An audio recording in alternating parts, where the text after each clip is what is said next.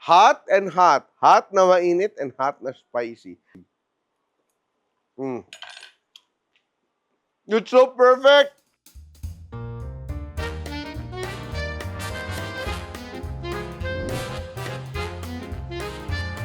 I'm getting ready to marinate my bangus because gagawa tayo ng sisig. Bangus sisig. So this is just vinegar. We have minced garlic, black pepper, and salt.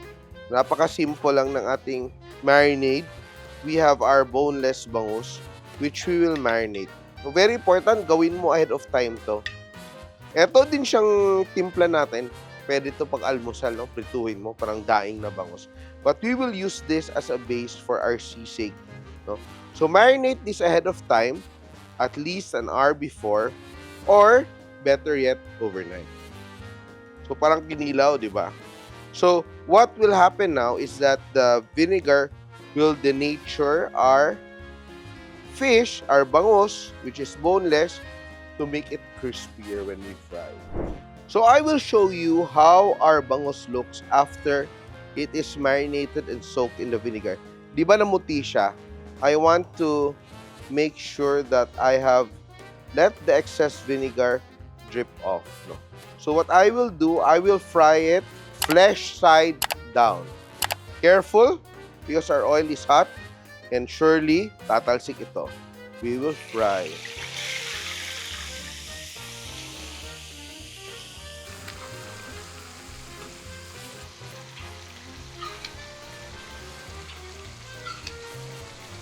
And baliktarin na natin yung ating bangos. Yan. Yan.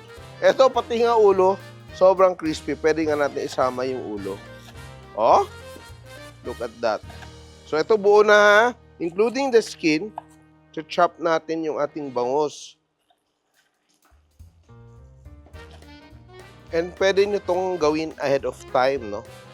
So, easy to serve pag may bisita, or pag may handaan.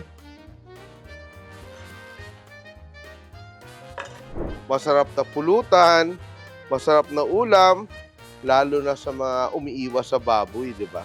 And sisig is something that everyone from all generations would love.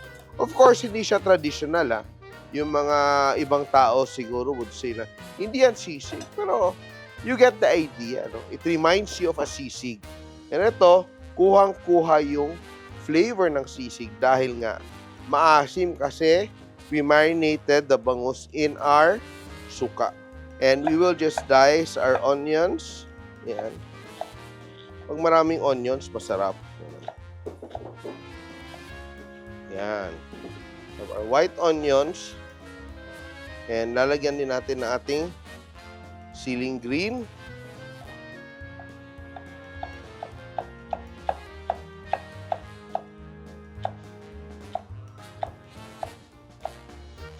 And lalagyan ko din siya ng isang siling pula. Gusto natin ng maanghang. Yan. 'Di ba? Yan. Tamang-tama to sa inuman. Naririnig niyo yung nagbibidyoke ng kapitbahay. Papadala na lang namin to. Combine natin yung onion mixture with our bangus mixture. And I am also adding a bit of mayonnaise. Not too much. A bit of mayonnaise. Yan. Just to give it a little richness. And titimplahan ko soy sauce, liquid seasoning, calamansi juice. Sisig na talaga to. So ano ba yung gusto nyo na i-partner sa sisig? Masarap ba beer or chismis? Or bidyoke, di ba? So it's up to you. Pero ito, something kasi na you can make this mixture ahead of time, no? So, for example, may marami kang bisita, magprito ka na ng 10 kilo na bangus. O, di ba? Dami-dami. Portion mo, mix mo na ganito. Portion. So, refill ka na lang, di ba? And we are ready to assemble our sisig. Yan, no? Spread it around. That will give your sisig a very nice umami. Heating up our sizzling plate. Pour over. Ito. Ay. Oh. Sizzling na sizzling. And to finish, we will garnish it with more chopped onions.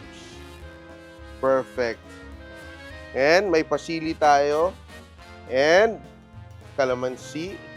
And we are ready to serve. Crispy, crispy. And medyo, of course, very nice and spicy and a bit tangy. Ano ba yung trip nyo sa sisig? Maanghang or super anghang? O, di ba? Pero kailangan talaga maanghang pag sisig. Eto na. Ready to serve! Woo! Yeah. And also, if you haven't subscribed to the Chef Tatong YouTube channel, subscribe na kayo and hit the bell button to get notified for more recipes just like this. And ako, di ko na mapigilan, titikman ko na siya. Uy, may sili na dala. Hot and hot. Hot na mainit and hot na spicy. Ating bangus sisig. It's so perfect! Andyan yung asim ng ating bangus plus, you know, yung kalamansi. The fresh onions and the sauteed onions go so well together.